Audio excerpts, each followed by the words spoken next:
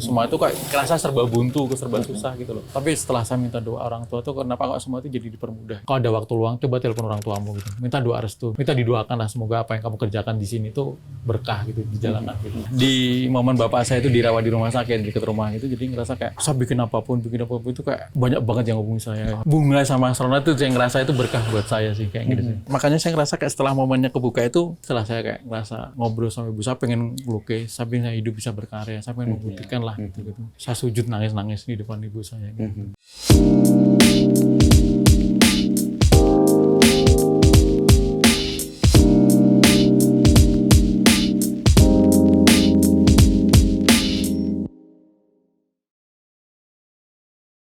Anak terakhir berarti ya? Terakhir. Nabung. Dan sekarang sebapak rasanya bersyukur lah, maksudnya mungkin bisa dia dengan bangga sekarang cerita sama temennya atau tetangganya bahwa anakku pelukis. Wah, meskipun sekolah lukisnya nggak ada dan nggak lulus ya. Tapi di SML saya seni lukis. Seni lukis. Di kafe gitu. Saya diisi di kafe. Kayak gitu sih. Tapi di kafenya nggak selesai. Nggak selesai. Karena kan saya dulu nyambi kerja juga kan, saya bantu kakak kelas kerja. Kalau malam begadang bikin cukil hardboard gitu, cukilan grafis. Oke. Jadi kayak energinya sudah kayak mau pagi kuliah udah capek gitu. Jadi karena dulu studio yang di Mas Timbul yang pinggiran itu ngerjainnya cuma malam. Jadi kayak kebalik gitu loh. Jadi kan siang buat begadang ya? Iya begadang. Jadi kayak siang bangun jam 1, jam 12, jam 1. Ntar kuliah jam 9, jam 8. Ntar start mulai kerja itu jam 7 malam, jam 8 itu sampai subuh gitu. Jadi kayak dari situ tugas semua sudah mulai ketinggalan kan. Jadi kan kerja sambil kuliah gitu. Jadi kayak terus saya kayak bagi waktunya susah lah saya gitu kayak. Akhirnya kayak terakhir kayak wes tak lepas aja gitu. Isinya tapi ada kerelaan atau ada ketidakrelaan ketika ngelepas karena itu? Karena sebenarnya saya pengen banget dulu tuh lihat bapak ibu saya tuh lihat saya di wisuda gitu kan di kampus. Dia berangkat ke kampus di situ kayak di wisuda. Tapi kayak akhirnya tuh gagal gitu kayak wah saya harus punya menebus kesalahan itulah kayak ngerasa kayak sekarang ya bapak di fase yang menurut saya sentimental banget buat hubungan saya dengan bapak ibu saya tuh ketika saya bilang bapak saya mau bangun rumah itu bapak saya nangis sama ibu saya. Gitu sih. Jadi kayak sama pertama beli tanah dulu kan. Pak kamu beli tanah, ya beli tanah tok. Dia nggak tahu kalau saya langsung mau tak bangun gitu loh Mas kayak gitu. Alhamdulillah ya apa sing tak karepe kasil bla bla bla gitu bapak ibu senang gitu kayak wah ternyata seni itu ternyata kesenian akhirnya bisa merubah saya dan keluarga itu kayak jalan hidup sih kayak gitu sih. Meskipun awalnya ibu terutama nggak sepakat ya. Sebenarnya bapak ibu saya tuh nggak terlalu mengekang harus kemana-kemana gitu. Tapi kan apa ya namanya kayak anak kan kadang mempertanggungjawabkan pilihannya sendiri gitu loh. Jadi kayak ketika saya harus diisi di seni rupa itu kayak ngerasa kayak ya harus bertanggung jawab dengan pilihan saya gitu. Karena kakak saya juga nggak jelas lah kayak gitu. Nggak selesai juga S1 gitu. Itu yang jadi kayak amarah yang ada di orang tua ya. Ya bersyukurnya tuh kayak setelah saya tuh pernah ada momen saya sujud saya terjatuh di sini itu nangis. Di depan ibu saya nangis tuh kayak ngerasa setelah itu apa ya kayak kesempatan gitu datang banyak kesempatan gitu loh kayak gitu. Tahu-tahu saya dihubungi sama arsitek di Surabaya gitu. Mas Pete, saya belum pernah ketemu sama sekali, dia cuma di DM Instagram. Habis itu, Mas saya ada proyek gini-gini mau enggak gitu. Pada saat itu saya nggak ada duit apa buat itu. Akhirnya ibu saya ngomong, Bu saya dapat tawaran kerja gini-gini. Ya wesnya tiket edit kalau nggak salah 500.000 saya berangkat ke Surabaya. Nekat berangkat ke Surabaya itu tahun 2015 gitu. Kayak akhirnya ke Surabaya dikasih alamat, saya ketemu arsiteknya ngobrol-ngobrol. Ya udah gitu, tak gini aku pengen gini kamu bisa nggak? Oh bisa Mas. Pokoknya jawabnya bisa aja dulu gitu. Caranya akhirnya kan bikin mural di Surabaya. Depan gitu di Gresik. Oh di Gresik.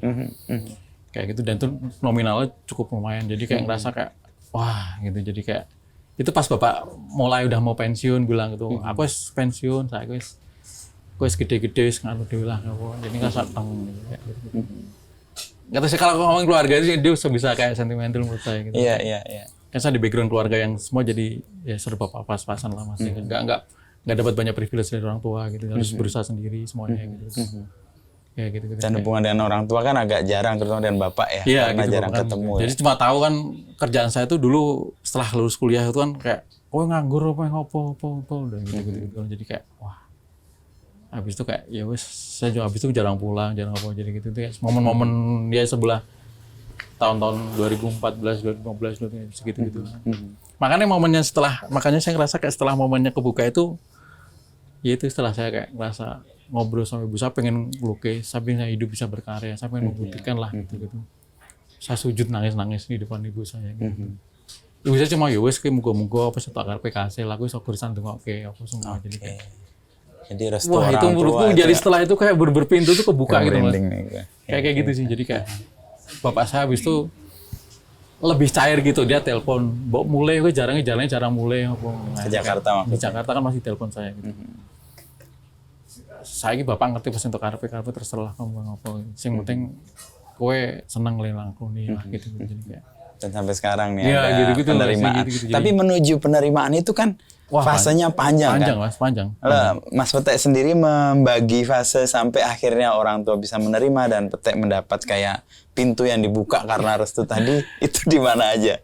Entah dari SMSR kah atau dari magang di mana? Sebenarnya prosesnya kan saya dari semester sendiri lukis. Itu bapak saya masih bebas lah, masih SMA kan. Itu dari Jakarta.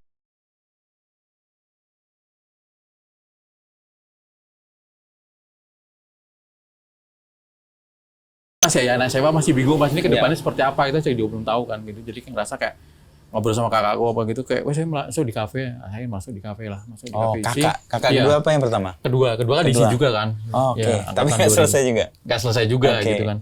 Akhirnya masuk di kafe gitu kayak ya udah habis itu masih ya bergejolak gitu, akhirnya kayak ngerasa di tengah-tengah akhirnya saya tahu saya udah nggak kuliah gitu semua itu bapak ya agak mulai marah gitu, ngerasa kayak wah anak susah diatur, dikandani orang tua nggak mau lah macam-macam gitu kan. Jadi kayak ibu saya juga cuma diem.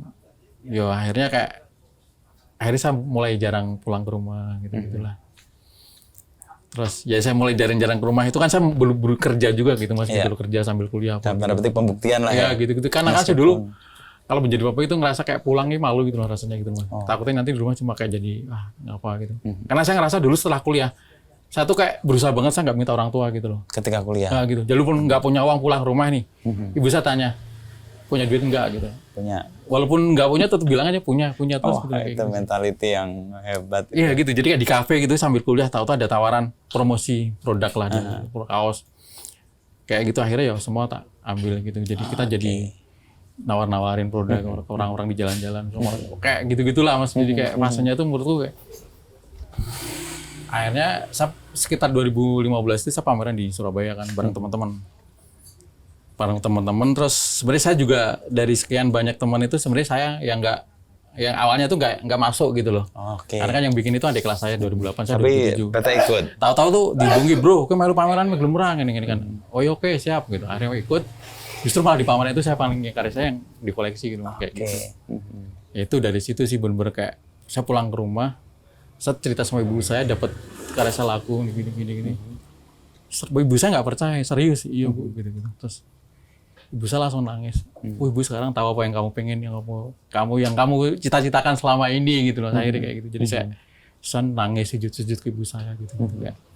Setelah itu bapak saya juga telepon, ya Jakartamu lukisannya laku gini. Jadi kayak oh ini loh yang diharapkan orang tua itu sebenarnya kita membuktikan dengan usaha kita gitu, walaupun kadang yo gak mudah juga gitu terus kayak gitu sih kayak. Ini kayak fase rekonsiliasi lah ya. Ya gitu-gitu jadi antara bapak, ibu dan anak. Iya gitu-gitu sih Mas. Jadi kayak akhirnya kayak ya sekarang tuh ngerasa apa yang saya jalani sekarang tuh ngerasa jujur itu enak sih gitu Mas kayak. Setelah pasti ada jalannya lah gitu. Jadi fase kita dulu ketemu tuh fase struggling banget ya? Saya jualan kaos. Pertama itu tahun 2010, 2011. Saya jualan kaos, sama sih bantu kadang moral di coffee shop gitu kan. Terus ya kan bantuin kakak kelas juga, ada kerjaan apa gitu. Terus ya pokoknya apa aja lah Mas yang itu kerjaannya gitu. Untuk memastikan bahwa nggak merepotkan orang tua. Ya dengan memastikan saya nggak mau merepotkan orang tua aja, istilah kayak gitu aja sih. Walaupun kayak di luaran saya kehidupan juga kadang cuma makan kadang cuma sehari sekali lah gitu kayak. Tapi kayak kalau pulang ke rumah itu ya dengan kelihatannya baik-baik aja lah, nggak ada apa-apa gitu. Saya orang tua nggak khawatir anaknya gitu, udahlah meskipun nggak lulus kuliah atau nggak melanjutkan kuliah tapi nggak ngerepotin lah meskipun repot banget. Iya walaupun sebenarnya saya repot tapi saya pengennya biar orang tua nggak kepikiran aja kayak gitu sih. Ya gitu. Jadi kayak banyak fase-fase hubungan saya dengan orang tua itu kayak malah deketnya itu setelah bapak pensiun ini. Jadi kayak sekarang Bapak ke Jogja. pulang ke rumah, tahu apa yang kerjakan, tahu apa yang hasil dari yang saya kerjakan selama ini tuh kayak benar-benar sekarang ngerasa jujur bapak bangga gitu ngerasa kayak. Oke. Akhirnya keponakan saya itu justru langsung bilangin, udah gue masuk SMS deh kayak Le gitu. Gitu. Malah jadi kayak iya, mempromosikan anaknya yang tadinya nggak dipercaya. Iya maksudnya gitu sih. Oke. Tapi fase kan tadi awal Iya. sekolah, lalu belum tahu mau apa, terus di kafe, terus nggak selesai. Lalu fase kemudian adalah kayak fight untuk segala sesuatu, nemu nggak nemu pokoknya bu, via carane, sampai akhirnya tadi restu orang tua tadi yang membuka jalan. Nah, proses itu kan membentuk juga ya. Iya. Itu tercermin nggak dengan karya di karyamu? Sebenarnya kalau dari karya sebenarnya banyak sedikit banyak itu pasti tercermin kayak gitu. Jadi kan awalnya emang kalau dilihat karya-karya fase karya-karya itu selalu berubah-berubah gitu loh. Kayak ngerasa kayak saya dulu pameran pertama kali di Tunggal itu tahun 2012 gitu. 2012 Tunggal pertama. Itu kayak sebagai titik balik saya ngerasa kayak wah aku harus iso kudu iso kayak gitu loh. Kayak wes lah apapun hasilnya ke depan wes lah jalani aja gitu. Saya Tunggal di Via dulu tahun 2012.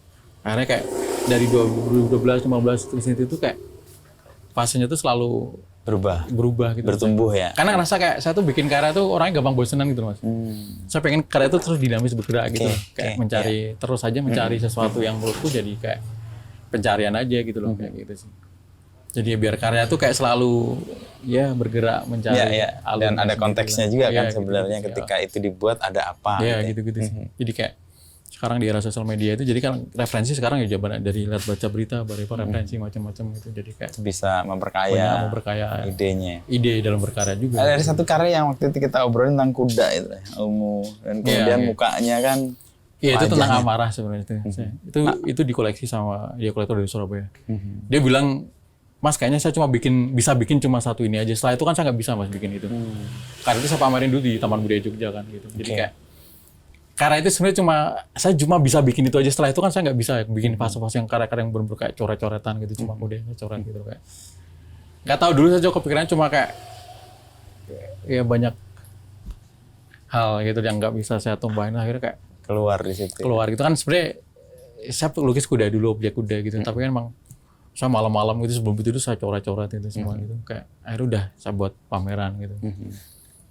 Tapi ternyata kayak ya karena itu akhirnya dia ada yang koleksi, tapi saya ngerasa juga, kamu nggak bikin yang seri lagi, wah saya nggak bisa, jujur saya nggak bisa Mas, sampai itu cuma ya udah itu aja gitu karya yang bisa saya bikin, seri yang itu gitu loh kayak gitu sih gitu. Jadi nggak bisa direplikasi. Kayak ngerasa ide saya cuma ada di situ aja sih Mas, kayak nggak bisa ngerasa kayak wah ini nggak ada ide yang bisa aku kembangin dari karya ini gitu, memang sudah cukup selesai di karya ini. Kayak emang gitu. Amarah apa yang dituangkan di situ sehingga sangat intens kan dan akhirnya nggak bisa lagi tuh?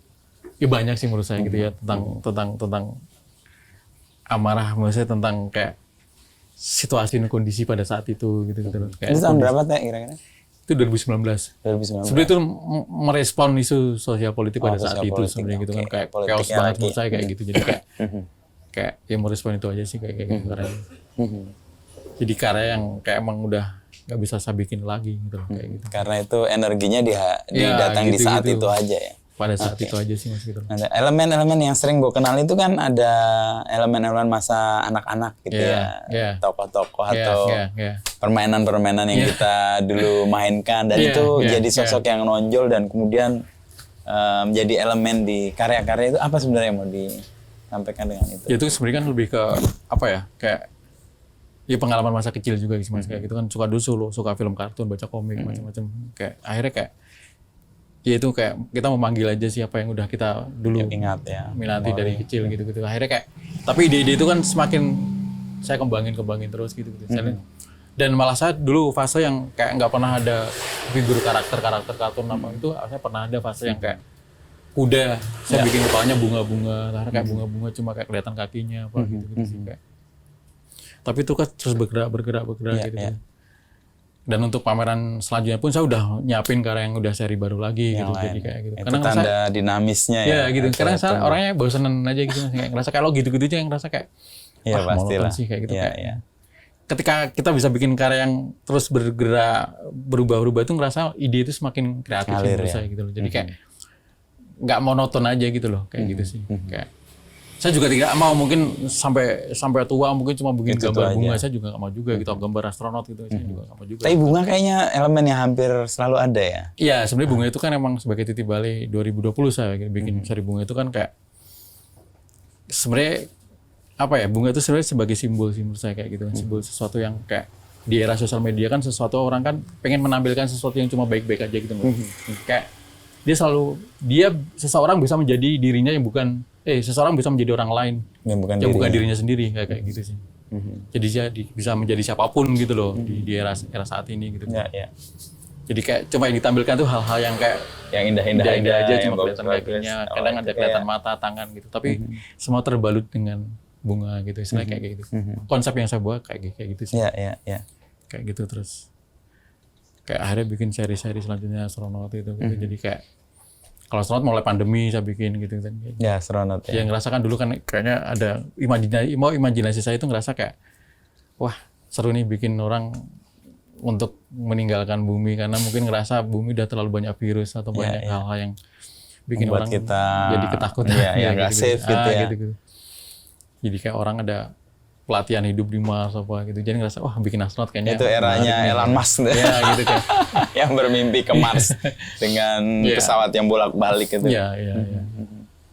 Itu emang tanda zaman. Nah, kemampuan untuk menyerap apa yang terjadi lalu kemudian kan itu kayak kemudian diinternalisasikan kan dan kemudian dituangkan karya itu proses itu kata lalui fasenya gimana atau pas kapan, pas SRK atau pas DKV atau dalam perjalanan pencarian Dalam perjalanan pencarian sebenarnya Mas. ya sama orang tua Iya gitu. konflik Jadi itu. dalam perjalanan pencarian gitu. Jadi kayak seseorang kan harus dituntut untuk punya style gitu kan. Dia saya mikir dulu kan gitu. Jadi kayak ngerasa kayak apa sih yang pengen jadi identitasku dulu nih dalam berkarya gitu akhirnya kayak gitu. Tapi titik baliknya saya bikin yang bunga sama astronot itu yang jadi titik balik. Titik balik, jadi ngerasa kayak semua tuh jadi kayak banyak banget gitu loh. Jadi kayak ngerasa saya bikin apapun di era itu.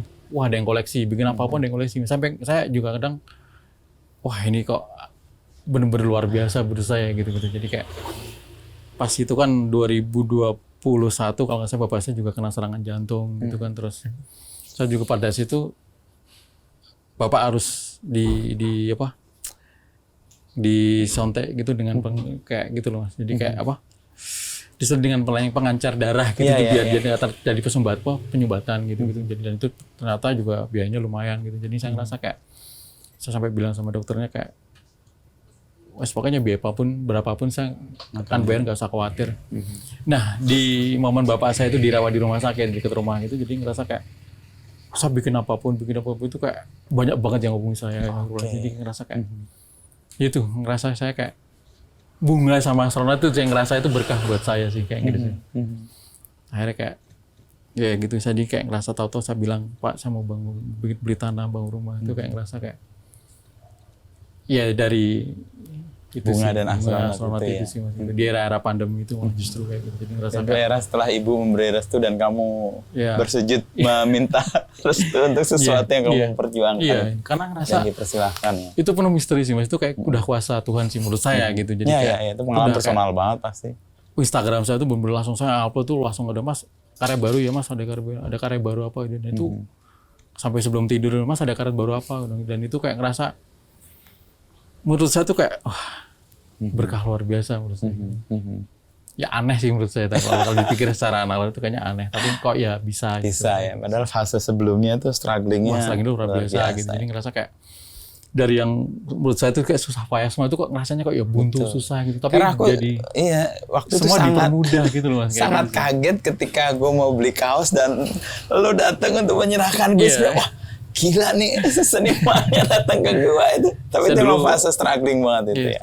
Saya nganter sendiri sama teman yang beli itu saya antar sendiri. Saya ngerasa wah gila nih orang. Ya gimana Mas itu ya paling untungnya berapa cuma bisa buat bertahan lah kayak gitu aja. Bakarnya dikoleksi orang atau dipakai orang itu kan. Ya mungkin saya juga itu pasti udah seneng banget kan. Misalnya orang bisa koleksi kartu tapi cuma versi kaosnya gitu dulu kan gitu. Alhamdulillah sekarang kayak orang bisa koleksi karya karya. Dulu kan aku dalam fase sering main ke tempat Mas Eko. Iya. Karena Eko itu ternyata teman seangkatan istriku. Oh ya kayak. Mbak Mita juga teman seangkatan. Jadi, baru terus padangah gitu kan. Temenan ya. Terus main ke sana. Waktu itu masih yang di deket Ngasem ya. Iya. Pasar Ngasem itu tuh tahun 2009-2010 lah. Iya, udah lama banget ya Mas itu. Lama sekali itu. Terus aku itu lihat kayaknya saya masih kuliah tapi masih nyambi jualan kayak gitu. Bikin kaos, terus kaosnya. Itu masih gue simpen sampai sekarang itu kaos itu. Dulu gitu sih. Makanya dulu kayak ya dari yang benar-benar merasa tuh susah payah gitu. Semua itu kayak kerasa serba buntu, serba susah gitu loh. Tapi setelah saya minta doa orang tua tuh kenapa kok semua itu jadi dipermudah. Itu aja sih fasenya. Jadi yang susah jadi semua itu sangat mudah menurut saya gitu kayak gitu sih. Dan sampai hari ini pun rasa kayak misalkan belum ada tuh ya udah sabar ntar ada lagi lah kayak gitu. Ada keyakinan yang udah tertanam gitu Mas kayak gitu. Itu kayak membangun sisi spiritual. Iya, gitu-gitu sih. Karena by experience kan. Iya. Jadi tumbuh kayak keyakinan karena pengalaman sebelumnya itu membuktikan itu ya. Iya. Iya gitu sih Mas. Kalau dalam konteks sekarang kan ini seni-senian kan lagi rame banget. Iya. Ya nggak tahu mungkin 5 atau 10 tahun terakhir itu kan booming ya dan di mana-mana dan orang juga mengkoleksi juga jadi sesuatu yang common sekarang umum orang itu. Nah Petek sendiri melihat ini kan di Jogja rame, Jakarta rame, Surabaya rame. Kalau saya ngeliatnya malah justru menarik sih menurut saya gitu. Jadi kayak jadi gairahnya tuh gede banget kalau Jogja terutama yang ngerasa kayak karena Jogja kan sebenarnya circle di Jogja kan sangat sempit lah menurut saya gitu. Jadi kayak satu teman-teman itu semua pasti kenal semua gitu. Jadi kayak kita tuh belajarnya juga bisa saling aja. Kalau misalkan belajar itu kayak sama teman aja sharing ngobrol. Kalau nggak kita datang ke kontrakannya kita ngajar. Kita belajar. Kita juga saling sharing lah ilmunya. Gitu menurut saya Jogja sangat guyup banget lah untuk. Dan itu mengalami banget itu. Iya mengalami itu. Saya dulu pernah fase untuk belajar sama senior juga itu bantuin. Jadi saya tahu kan ternyata tekniknya harus gini. Caranya gini. Jadi kan bantu tuh kayak apa? Jadi artisannya? Iya jadi artisan dulu kayak gitu bantu kayak nyukil, arbot macam-macam kayak nyepan apa semua. Jadi proses dari berkarya gitu loh. Langsung ke senimannya. Ya, gitu. Jadi saya tahu gitu setelah fase itu jadi ngerasa kayak gini kayak gini. Jadi kayak setelah itu saya tahunya tuh setelah masuk isi gitu loh. Ketemu kakak-kakak kelas senior gitu. Jadi saya banyak belajarnya di situ gitu loh. Di fase itu gitu loh belajarnya. Setelah itu kayak ngerasa cukup kayak saya harus berkarya sendiri nih gitu. Tapi ternyata kok ya nggak mudah gitu kayak iyalah pasti ya. Pelan gitu kayak. Ya itu momen saya tuh setelah menurut saya sih momennya setelah saya minta nangis gitu bersih sama orang tua ibu saya itu yang terasa kayak semua jadi dipermudah lah kayak gitu sih. Apa yang jalan sehari itu menurut saya cuma kayak ngerasa berkah dari doa orang tua saya kayak gitu. Jadi karena ngerasa kayak juga kayak mungkin saya berkarya mungkin orang tahu saya itu mungkin itu bonus lah bagi saya gitu. Saya juga gitu. Jadi lebih santai, lebih rileks aja sekarang kayak gitu sih. Iya. Dan dia juga lebih cair lah ya. Kayak gitu ya. Dan tumbuhnya market di banyak kota dan sekarang kan berkembang luas kan. Yang dulu Jogja aja, Jakarta aja, sekarang Surabaya tumbuh, Bandung udah lama agak tumbuh, lalu mungkin kota-kota lain juga akan menyusul. Dan ketemu dengan marketnya atau kolektornya itu pasti situasinya ajaib-ajaib tuh, nggak pernah banyak terduga. Ajaib Mas, serius ajaib banget gitu loh. Saya sampai bingung, saya di DM Cathy Sharon gitu, Cathy Melly Guslow gitu, kayak rasa sampai teman saya itu saya telepon Cathy Sharon nggak percaya gitu, nggak apa sih paling juga temanmu tak gitu, nggak percaya. Jadi kayak semua itu menurut itu serba misterius sih menurut saya. Saya ketemu banyak kolektor yang jujur itu sama saya itu kayak baik banget, saya jujur baik banget teman-teman kolektor di Surabaya, di Jakarta itu kayak mereka sama saya itu kayak baik banget ketika saya di Surabaya dibantu banyak, ketika Jakarta saya juga dibantu banyak, tuh ngerasa kayak wah ini kayaknya berkah orang tua sih, doa orang tua. Jadi saya sampai ngomong ibu saya sampai bilang, kamu bersyukur sih, kamu bertemu dengan orang-orang baik gitu, kamu ditolong, diopo itu berkah uripmu lah gitu. Saya kan ceritakan misalkan ada satu kolektor itu namanya Mas Budi Gunardi dari Surabaya, itu menurut saya itu salah satu kolektor yang menurut saya itu kayak dia yang apa ya itu benar-benar berterima kasih banyak lah Mas gitu. Sampai ibu saya, bapak saya itu kayak ibu saya terutama dia bilang kayak salam buat Mas Budi, itu Mas Budi baikan banget sama kamu gitu. Jadi kayak setiap lebaran saya setiap hari dikirimin apa gitu. Jadi kayak alat masak, Mas nitip buat ibu dia bilang gitu kan. Hubungannya nggak sekedar mengkoleksi, tapi Enggak, Mas, kayak tapi keluarga. udah kayak bener-bener Mhm. saya ngerasa itu udah kayak apa ya tuh, saya nggak mikirnya tuh kayak udah kayak kakak saya, anggap aja udah kakak saya sendiri, Mas. Jadi kayak ada karya kurang apa, dia biasanya telepon, "Tek, kok karyamu kayak gini sekarang ini, kok gini-gini." Dia ngasih masukan juga gitu, ngasih saran juga gitu. Dan dia selalu banyak bantu, sampai hari ini pun sering banyak bantu juga gitu. Jadi ngerasa kayak wah, berkah sih menurut saya tuh, kayak kadang mikirnya tuh kok ya bisa gitu loh, Mas, kadang gitu. Walaupun kadang banyak teman-teman di sisi lain tuh, banyak teman-teman saya juga masih struggle-nya luar biasa. Ya, gitu, ya. Kayak, Ya pasti kan ada kayak gitu. hal-hal yang nggak kita bisa nalar atau hal-hal yang kita anggap ini metodenya begini, tapi belum tentu juga. Ada faktor-faktor yang di luar itu banyak banget. Karena setiap orang kan mungkin punya metode sendiri gitu. Tapi ketika metode itu juga dipakai orang lain, itu juga belum tentu berhasil juga gitu loh. Kayak gitu sih. Jadi makanya pencarian itu menjadi penting banget. Ya, pencarian fase tadi itu struggling dan mengaku baik-baik aja padahal lagi susah payah itu pencarian itu ya. Juga menurut saya. Ya mungkin apa ya, pencarian itu kan akan terus berjalan menurut saya. Sampai hari ini pun saya juga terus mencari juga gitu. Lu masih muda. Sekarang mau berapa? 36 sih, hampir 37 gitu. Lagi galak-galaknya itu galak. Orang berkarir 35 sampai 45. Dulu saya bilang sama Bapak saya tuh, saya nikah itu pengennya tuh saya pengen punya rumah dulu gitu. Oke. Dan itu kesampaian, Mas, gitu. Terwujud ya. Padahal itu sebelum itu nggak pernah kepikiran gitu loh. Saya sama ibu saya kan ditanya kapan, Bu, nikah, ditanya nikah gitu. Saya pengen bangun rumah dulu, Bu. Gitu. Padahal itu saya juga masih nggak tahu gitu loh, Mas, gitu kan. Kan bisa. Iya, nggak bisa juga gitu. Tapi kan. itu terucap. Itu terucap gitu, dan ternyata itu kesampaian gitu, kayak gitu sih. Jadi saya setelah nikah langsung bisa dapat rumah baru sama istri saya. Selang sebulan juga istri saya langsung hamil, itu ngerasa kayak berkah luar biasa ada. Karena kan dulu saya pengen banget saya punya anak gitu kan. Ketika anak saya lahir itu rasanya kayak wah, saya nangis saya jadi-jadinya, Mas, di rumah sakit gitu. Jadi kayak teman saya tuh sampai bilang, hidupmu itu berkah loh, tapi semua dipermudah loh. Kau bisa hidup sekokaremu, kamu bisa bangun rumah. Sebelum nikah kamu bisa bangun rumah gitu. Setelah nikah pun langsung dikasih momongan itu kayak. Saya ngerasa kayak wah, berkah luar biasa gitu. Jadi kayak kalau ngelihat di luaran sana kan banyak yang kayak gitu loh, Mas. Jadi kayak saya ngerasa ya apa yang saya jalani itu cuma ngerasa kayak apa ya, saya tuh ngerasa juga bukan siapa-siapa juga gitu. Dan saya juga ngerasa bukan apalah seniman foto, juga ngerasa kayak cuma apa yang saya kerjakan itu selalu merasa dipermudah aja gitu loh sama Tuhan gitu loh. Kayak gitu aja sih, Mas. Tapi titik di mana kemudian PT yakin bahwa ini jalan yang harus diperjuangkan kan setelah karya itu menemukan marketnya, atau audiensnya, atau kolektornya lah. Tapi sebelum itu kan pasti puyang juga tuh. Puyang, Mas. Puyang gitu. Ya itu sih. Jadi kayak apa ya, sisi pencarian lah, waktu-waktu pencarian itu kan emang harus berkarya yang mungkin bisa ketemu jalannya nih kayak apa gitu loh. Jadi kayak akhirnya saya berkarya gitu. Saya ingat pameran di Surabaya itu, saya tuh spandramnya aja dikasih sama kakak saya gitu loh, kanvas gitu kan, emang nggak punya gitu kan.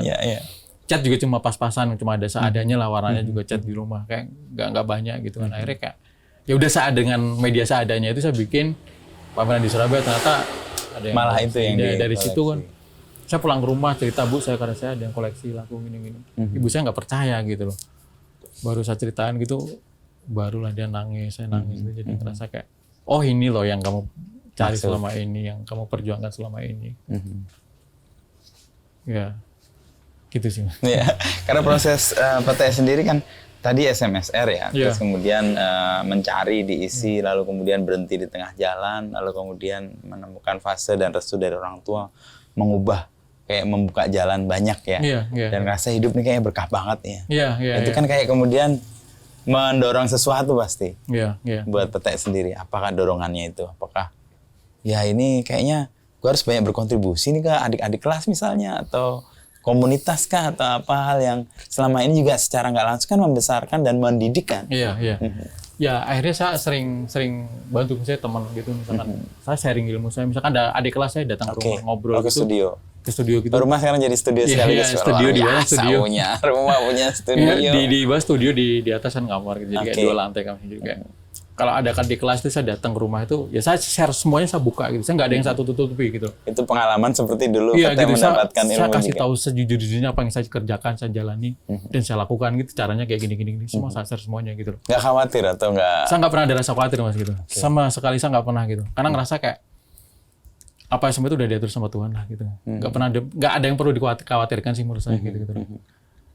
Kan ada kakak kelas gitu orangnya kayak kita tanya tuh kayak orangnya juga susah nge-share, tanya ada caranya untuk tembus ke sini gimana caranya, itu nggak dikasih akses juga banyak juga gitu. Tapi saya pernah dikasih masukan saran juga sama kakak kelas bahwa kayak ada kakak kelas saya yang ngasih tahu, Teh, kamu harus bantu teman-temanmu gitu.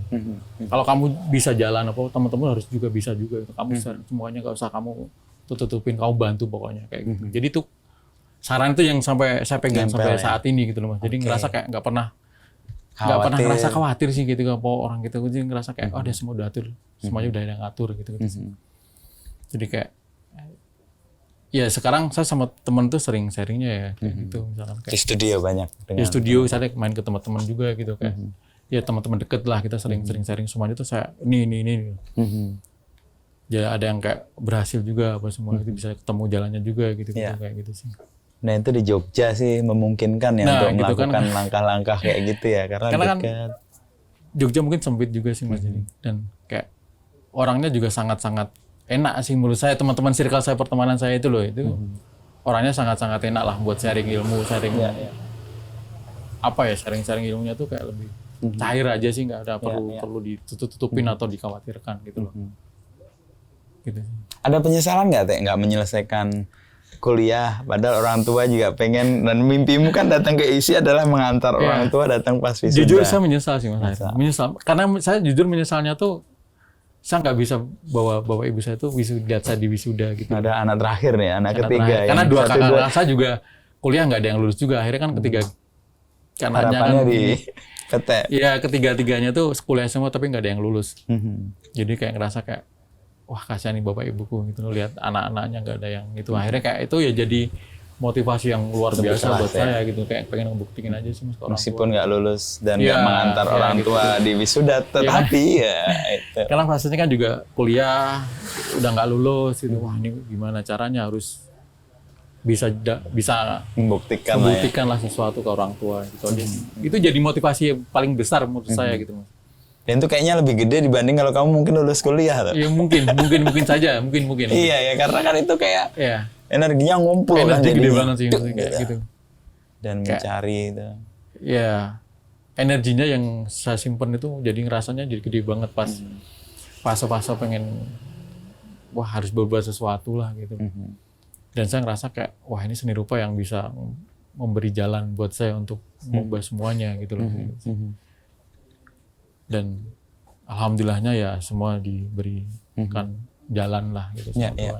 Orang tua dulu di Jakarta, sekarang pindah di Jogja. Iya pindah di Jogja. Pensiun di sini. 33 tahun Mas sudah sepuh bahasa Mas. Gitu. Iya.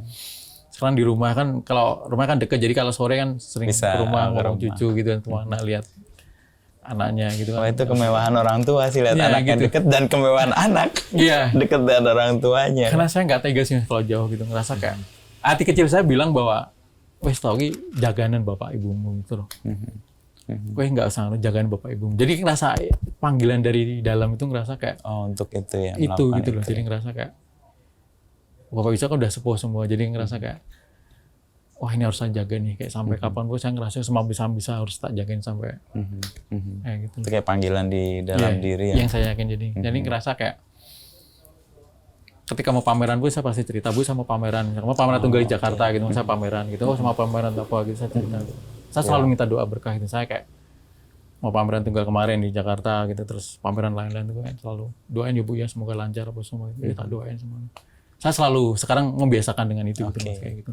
Ya karena memang dalam konteks yang pengalamannya Mas Pete kan juga itu ternyata membuka jalan dan itu sih. Makin yakin karena memang ada nyata buktinya ya.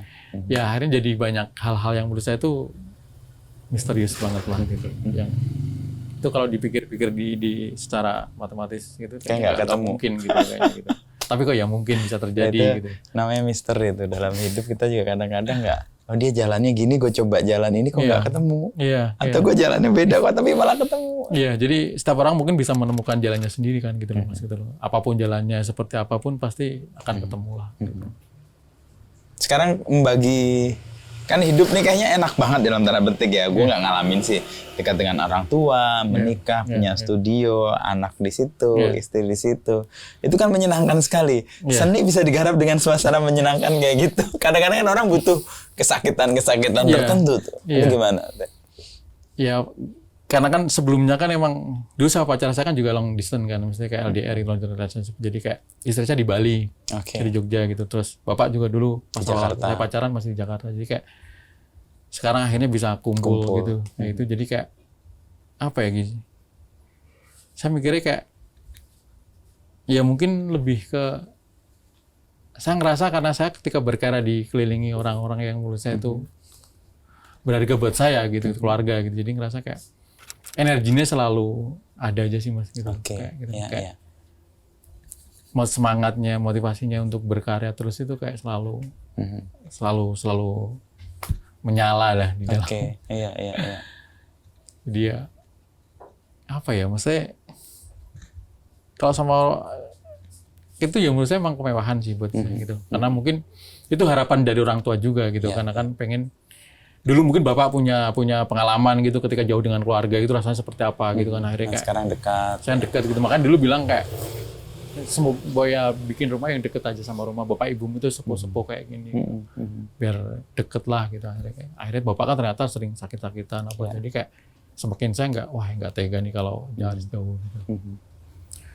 Tapi ketika berkarya dekat dengan orang-orang tercinta tuh ngerasa ya cuma ngerasa energinya aja sih. Itu mungkin juga emang yang tercermin di karyanya kan rasanya gembira, ada bahagia di situ. Kalau ngomong vibe nih positif gitu kan. Warna-warnanya juga warna-warna yang menenangkan, membuat orang senyum. Itu juga cerminan itu kali ya. Iya sih Mas, karena ngerasa sekarang konsep berkarya saya tuh kayak saya pengen ketika orang lihat karya saya tuh kayak jadi apa ya, kayak jadi sebuah penyemangat gitu Mas. Saya tidak mau terbebani dengan konsep-konsep yang besar atau yang narasi yang besar juga. Jadi ngerasa orang lihat karya saya, dia ngerasa terhibur, ngerasa senang, ngerasa kayak itu aja udah nyampe tuh. Iya, gitu, dia ngerasa kayak wah karyanya nih kayaknya pas banget buat saya apa gimana itu menurut saya saya udah bersyukur banget gitu. Jadi kayak saya tidak mau memberikan beban yang terlalu berat dengan konsep besar atau narasi yang besar juga untuk orang yang mau lihat karya saya, tapi pengennya orang yang melihat karya saya itu kayak lebih relax aja sih, enjoy gitu. Jadi mood booster aja sih, kayak orang setiap hari bisa lihat karya saya. Misalkan ada yang koleksi nih, dia dipajang di ruang tamu, ruang keluarga, itu jadi di mood ruang booster kerja. ya. Jadi mood booster aja kayak dengan vibe yang positif gitu kayak gitu. Dan itu kayaknya ngalir ya dari pengalamanmu berkarya di tempat di mana vibe-nya positif muncul di karya, dan karya itu juga memantulkan vibe positif juga ke tempat dia di ajang gitu. ya. Jadi ngerasa kayak saya pernah dihubungi sama orang gitu, dia di Medan gitu, dia saya pengen koleksi karya Mas Petek, mana yang available. Akhirnya dia koleksi itu langsung banyak gitu loh Mas gitu. Dan dia bilang saya tuh nggak tahu Mas Petek itu siapa gitu loh. Saya cuma nggak sengaja tuh lihat, saya buka Instagram, saya lihat lukisan Mas Petek lah, kok ya seneng gitu. Langsung jatuh hati. Akhirnya dia beli, selang berapa beli lagi kayak gitu sih Mas. Jadi kayak saya ngerasa oh ternyata energi karya saya tuh bisa memberikan vibe yang positif buat orang yang mau koleksi itu. Saya ngerasa senang banget gitu loh gitu sih. Ngerasa kayak jadi ceritanya gitu, jadi ngerasa ya dia mungkin juga nggak kenal saya, cuma nggak sengaja katanya cerita ketemu di media sosial, di Instagram gitu. Cuma di Instagram aja. Iya, di Instagram. Jadi dia lihat di explore, lihat karya saya, lah kok ya seneng gitu loh Mas. Akhirnya dia beli koleksi di ruang kerja, dia difotoin di ruang tamu, terus di restonya di kamar anak gitu loh, kayak gitu sih Mas. Jadi kayak ketika diceritain saya ngerasa kayak wah seneng nih, ternyata energi karya saya itu bisa memberikan energi yang positif juga. Tapi itu bener sih, di banyak pengalaman, juga di dunia penulisan ya. Kalau kita mengerjakan dengan hati kita, apalagi hatinya gembira itu, tertularkan ke pembaca itu menangkap hati yang gembira itu. Iya, saya percaya itu sih Mas. Bener kan? Juga kalau kita menulis dalam posisi marah, dengan emosi yang meletup-letup, orang akan bacanya juga ngerasa ini orang kenapa nih ngamuk-ngamuk gitu. Begitu juga sebaliknya, kalau kita nggak naruh hati di situ, asal bikin tulisan, orang rasa ini bikin apa sih? Gitu. Itu tercermin juga di karya juga begitu ya. Iya, saya ngerasa, saya percaya dengan itu sih Mas, kayak gitu, dengan gitu. Jadi kayak, ya saya cuma pengen berkarya yang menurut saya itu kayak menyenangkan aja sih gitu buat saya gitu. Ya seru sih, itu nggak harus terbebani dengan narasi-narasi besar ya. Iya. Kadang-kadang membelenggu juga kan. Iya gitu kan. Jadi Ingin kan, menunjukkan sesuatu padahal iya. nggak dialami kan. Iya, PR iya. juga tuh. Iya, Jadi iya. kayak malah dipaksakan itu. Iya, iya. Ini berusaha banget sih lo gitu kan. Itu kan Iya. kalau nggak kan ya lulus aja. Artinya jadi Iya. semangat yang keluar dari apa Iya, yang dialami iya. aja sih. Saya setelah anak saya lahir itu, saya ikut pameran di Jakarta, saya tuh bikin astronot tapi versi anak-anak yang kecil. Oh iya, Dan ini istrinya faktor bilang bahwa anaknya. kamu bikin dong karya yang memang mendedikasikan buat anak gitu. Akhirnya saya sebenarnya astronot itu gambarin buat anak saya gitu. Kayak gitu. Kayak astronot yang di sculpture gitu kayak gitu. Terus akhirnya setelah itu saya bikin lagi konsepnya juga hampir sama. Saya bikin sculpture tapi bentuknya tuh memang anak-anak gitu. Dia banyak capit gitu loh, ada 6 capit gitu. Terus cuma kelihatan matanya ada bunga-bunga gitu. Sebenarnya itu saya menggambarkan bahwa saya berharap anak saya itu nanti tumbuh besar menjadi pahlawan gitu dalam artian yang dalam lingkup yang paling kecil lah Mas, buat keluarga gitu loh kayak gitu. Dia makanya kan saya bikin kayak superhero gitu. Terus dia punya banyak capit itu menggambarkan bahwa mungkin dia bisa, saya berharap bisa mengerjakan banyak hal gitu. Jadi multitasking lah gitu. Jadi dia bisa mengerjakan berbagai macam hal yang mungkin dia suka gitu ke depannya gitu. Saya meletakkan doa di karya tuh. Iya, gitu. Jadi ngerasa kayak ya saya ngerasa pengen aja sih bikin sesuatu nih kayak gitu. Jadi kayak karya yang itu ngerasa itu buat anak saya karyanya. Iya. Gitu. Dan sekarang seni rupa itu kan luas banget ya. Dari pengalamanku juga, dan turunannya itu kan nggak hanya karya dalam bentuk kanvas, tapi juga toys, sculpture gitu. Ngelihat itu Mas Petek gimana posisi sebagai seniman, kan itu satu hal itu kan wah luas banget nih. Hal lain berikutnya kan harus menguasai banyak hal nih. Atau gimana? Atau malah wah ini seru nih. Jadi sebuah karya bisa sangat leluasa, kalau menurut dicapai saya, untuk banyak jadi sangat seru sih Mas menurut saya gitu. Jadi kayak saya sempat beberapa kali collab juga sama brand di Jakarta juga kan, saya bikin scraft gitu, buat desain scraft gitu. Terus terakhir kemarin yang menurut saya yang cukup menarik ya kolaborasi sama Rumah Minum Jakarta itu sih menurut saya. Yang Porsche saya itu bikin Porsche itu. Jadi kayak saya bikin patung yang sculpture gede dulu kan, buat icon dulu itu di garasi di Jakarta. Akhirnya saya bikin packagingnya tuh nanti packaging pakai kayu gitu, terus ada minumannya, ada toysnya. Jadi orang beli toysnya itu plus dapat minuman, orang beli minuman dapat toysnya juga. Rumah Minum Jakarta itu ya. Rumah Jakarta gitu, kayak gitu sih. Jadi kayak justru kemarin dia ini dari pihak Rumah Minum ngasih keluasan buat saya, tag apa di dia apa gitu. Oke. Kalau di saya sih pengen bikin toys masa itu gitu. Malah dari saya idenya awalnya gitu terus. Toys. Dari karya yang pernah kamu buat? Iya, enggak. Awalnya dia pengennya emang, tapi kalau toys dia pengennya emang konsepnya pembalap Mas gitu. Karena kan sponsornya dari Porsche Club kan gitu. Jadi kayak saya pengennya pembalap gimana? Akhirnya saya bikin skate gitu-gitu. Terus saya sampaikan. Akhirnya sampaikan gimana? Oke, akhirnya bikin dulu nih gede. Akhirnya gede. Wah nih oke sip, langsung bikin yang kecil. Akhirnya bikin sharing gitu. Jadi kayak malah saya diberi keleluasan gitu untuk mengeksplorasi. Mengembangkan ya. Iya, untuk mengembangkan idenya mau seperti apa. Berarti belajar hal-hal baru lagi dong itu? Akhirnya belajar hal baru Mas. Kita kan akhirnya kan matung atau saya modelnya pakai 3D design. 3D, Jadi print 3D. Jadi menurut saya lebih efektif gitu loh kayak gitu. Jadi kayak sekarang juga banyak dipermudah lah Mas kayak gitu akhirnya kan gitu. Teknologi membantu untuk pekerjaan modelingnya ya. Modeling gitu-gitu sih. Oke. Jadi rencana yang tadinya ada di kepala terus ada yang merespon pengen membuatkan lalu diwujudkan di produk itu ya. Toys itu sekarang juga lagi berkembang kan di antara para seniman itu. Karena kan dari seseorang kan mungkin kalau versi toysnya atau versi mininya kan bisa dikoleksi oleh banyak orang gitu loh Mas. Jadi affordable lah ya. Affordable. Jadi kayak collectible banget. Jadi bisa disimpan di ruang tamu atau misalkan di meja tamu atau misalkan di kerja, lemari kaca gitu-gitu. Jadi kayak saya seneng sih kalau misalkan ketemu gitu, saya diberi idenya tuh diberi keleluasaan gitu. Jadi kayak dan beberapa proyek saya di Surabaya juga itu dengan arsitek itu di Surabaya juga saya diberi keleluasaan juga, kita saling sharing ilmu gitu gimana gitu. Saya ada beberapa proyek juga di Surabaya tapi udah selesai juga gitu. Gitu sih. Ya keleluasaan itu yang kayaknya menambah adrenalin untuk mengembangkan sesuatu ya. Ya di challenge ya. Aku pengen kayak gini, misalkan ada tembok nih gitu, misalkan dia cerita. Tapi aku pengennya nggak painting nih, bikin sesuatu apa selain painting. Akhirnya saya ngulikan apa gitu, saya sharing gitu. Akhirnya bikin kolase dari barang-barang bekas gimana Mas. Jadi kayak ini ceritanya kan emang menggambarkan bahwa ini dari konsep dari kantornya itu kan pengiriman barang pihak kapal gitu. Jadi kan menggambarkan kayak mesin kapal yang terpampang di lobbynya gitu. Ya udah oke, siap. Kerjain aja langsung gitu. Jadi kayak ntar ada referensi ini jadi kayak gitu sih. Untuk dibuatkan lah ya. Ketika ada proyek pun ngerasa kok ya serba dipermudah aja gitu. Jadi kayak diberi keleluasaan gitu, diberi kebebasan untuk mengeksplorasi apa yang mau dibikin gitu. Terdekatnya ada pameran di Paling deket di Arsup lah, di Arsup Surabaya. ya? Ini Agustus. Agustus tanggal 20. Arjo kelar, Surabaya Iya, bergerak, Surabaya. Habis itu balik ke Jakarta. Jakarta ya. Di Arjo apa karya apa yang mau dipamer? Saya bikin 2 painting sama 1 sculptor.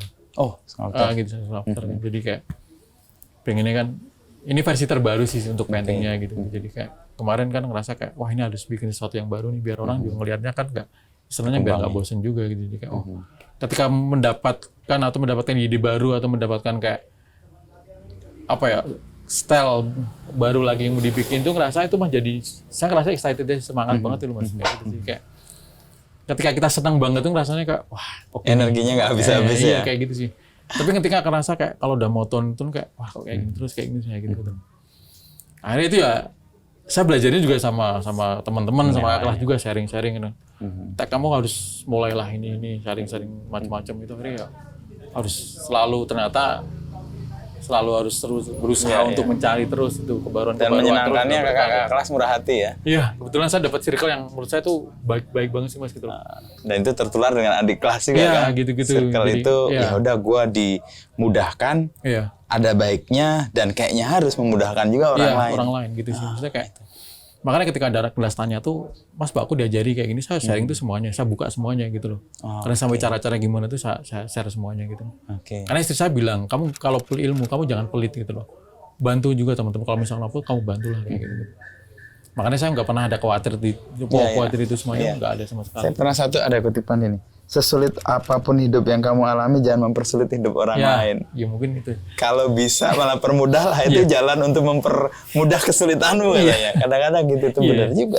Karena kan kalau kita mempersulit urusan orang lain, nanti kita juga akan dipersulit juga urusan sama orang lain juga gitu.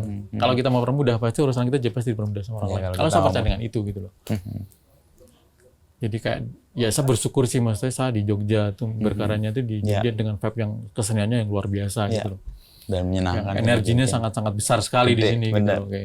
Nah sekarang nih untuk junior-junior yang lagi merintis, kan sekarang kan seni begitu sangat dirayakan, orang harapannya juga pasti tinggi banget. Sekolah seni juga sekarang rame.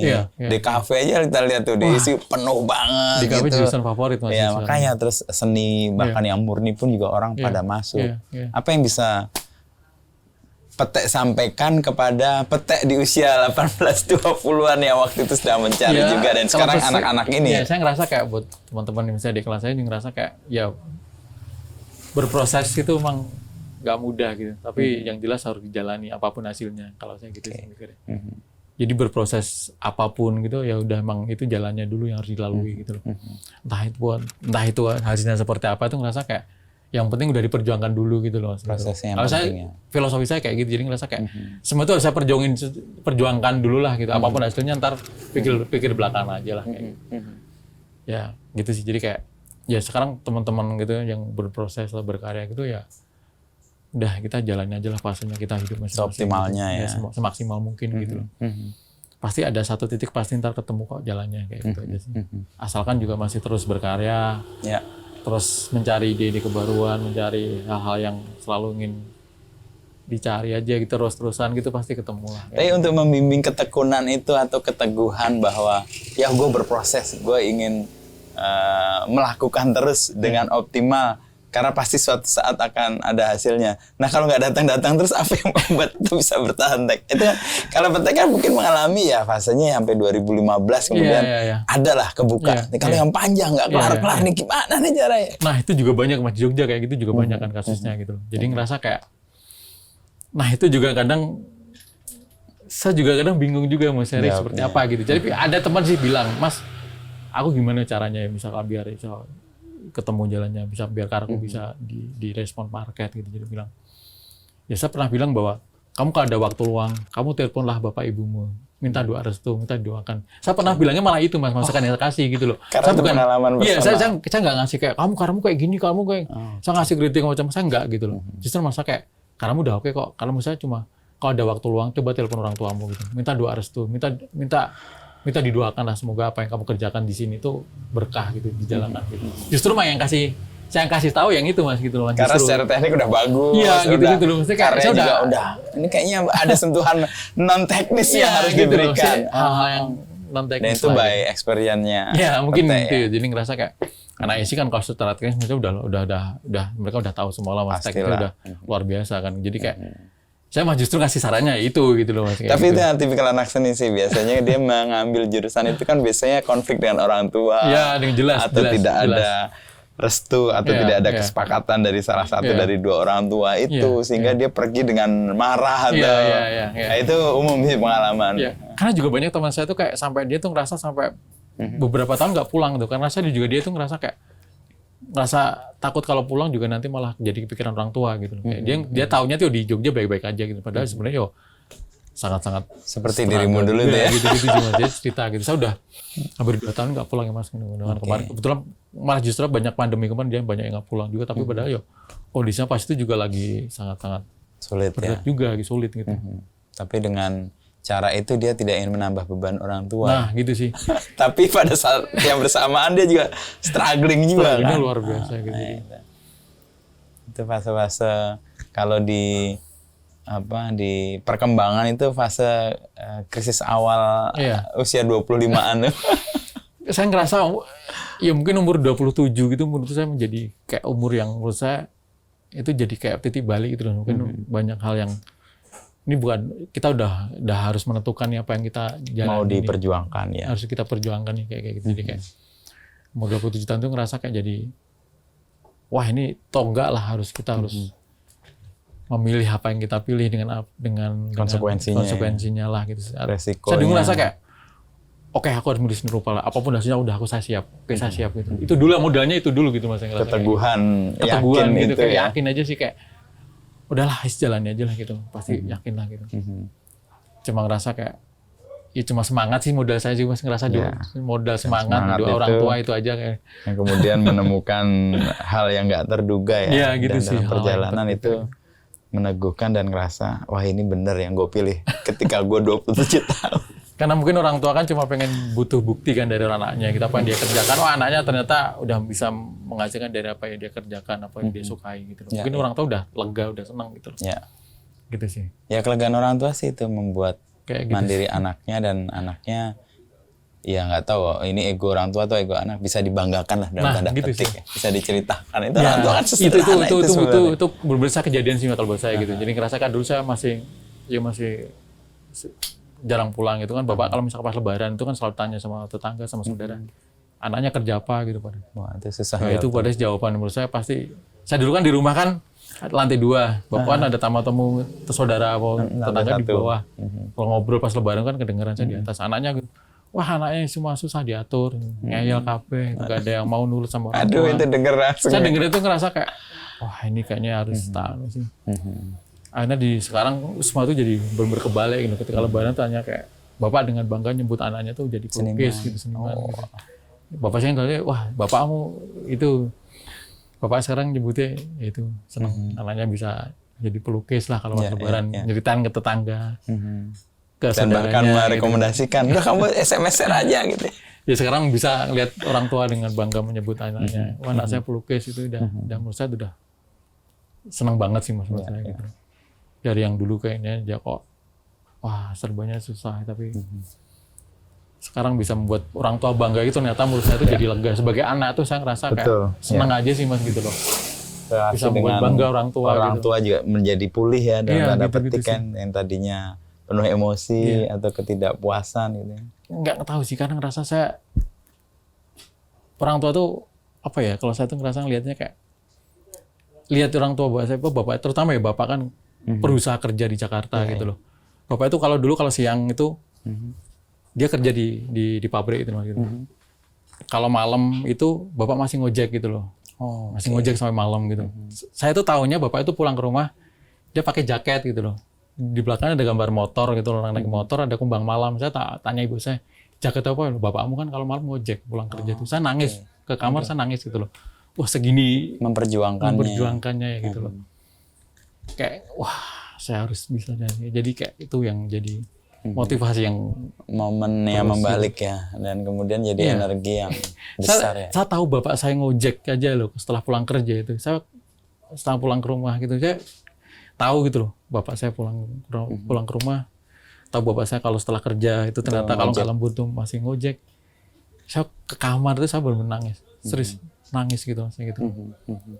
Wah, segini besarnya perjuangan bapak saya gitu loh untuk mencukupi kebutuhan keluarganya, anak-anaknya gitu, kayak gitu sih. Jadi kayak, ya gitu. Jadi kayak titik balik ya. Iya, saya ngerasa energi itu saya emang dari orang tua, dari rumah, dari keluarga itu yang jadi wah, kudu iso lah, iso kudu iso. Gitu jadi sumber energi untuk di studionya juga sekarang. Gitu sih, jadi keluarga. gitu. Dan karya itu ada di rumah-rumah, di keluarga-keluarga yang lain juga. Iya, gitu sih. Jadi kayak saya ketika di fase yang sekarang saya berkarya emang pengen yang menularkan energi positif aja gitu loh. Jadi ketika orang lihat itu, koleksi, atau dia ngasih feedback misalkan dari display, dia ngasih, "Pak, aku suka banget nih karyamu, pas banget sama ruanganku, anakku juga suka, jadi kita semua suka." Itu kayak kena ya langsung ya.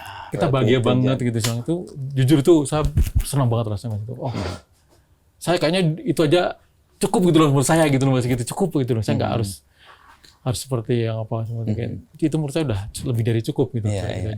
Untuk melegakan juga bahwa karya kita ternyata punya dampak. Iya, gitu-gitu sih. Dihargai dan syukur-syukur memberi penghidupan juga kan akhirnya. Iya, gitu-gitu sih. Untuk itu. Jadi kayak ya apa yang saya kerjakan itu cuma pengen memberikan lah, mau berbagi energi yang saya rasakan, energi yang positif ke orang lain. Gitu sih. Dan energi itu tercermin sih dengan warna, dengan figur, dengan bunga, dengan keceriaan yang muncul dan mudah ditangkap ya sebagai sebuah energi dan orang rasa ini memberi energi di ruangan juga akhirnya. Karena menurut saya kayak apa ya? Kalau memberikan energi yang positif tuh rasanya juga sangat menyenangkan kok, gitu aja sih. Jadi nggak harus dengan memberikan beban ke audiens itu dengan narasi-narasi atau konsep-konsep yang besar, berat, padahal kadang-kadang nggak teralami juga atau gitu. nggak dilewati sendiri ya, untuk memberi label bahwa ini gitu. Itu pilihan sih. Ya pilihan lah menurut saya. Syukur ketemu juga dengan audiensnya dan audiensnya mengapresiasi itu.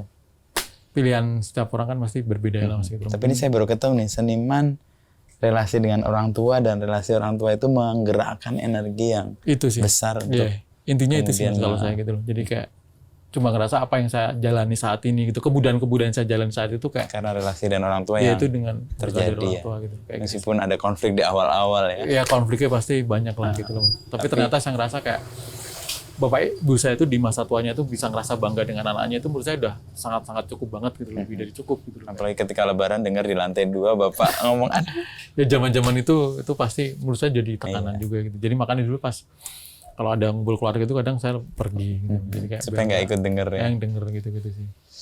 Terus tahu bapak juga ngojek gitu ya. Nah gitu sih, jadi saya baru tahu juga gitu.